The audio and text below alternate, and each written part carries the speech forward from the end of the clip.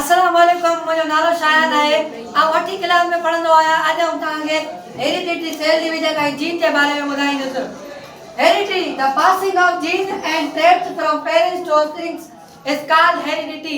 वालिदैन मां जेके ॿारनि में जेके जीन्स मुंतकिल थींदा आहिनि, कैरेक्टरिस्टिक मुंतकिल थींदा आहिनि, उनखे पाण हेरिडिटी चवंदा आहियूं। Cell division, a process in which a parent cell divide to produce daughter cell is called cell division. Arrow अमल जे में पेरेंट सेल जेको हूंदो आहे डिवाइड थी ऐं त नया डॉटर सेल ठाहींदो आहे, उनखे पाण सेल डिवीजन जो नालो ॾींदा आहियूं। Gene, it is basic functional unit of heredity.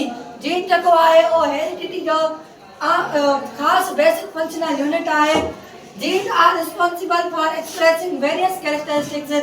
Gene जेको हूंदो आहे उहो जेके वालिदैन जे अंदरां ॿारनि में जेके जीन्स मुंतकिल थींदा आहिनि, उन्हनि जो कैरेक्टरिस्टिक्स, उन्हनि जी ख़ासियतूं ॿुधाईंदो आहे।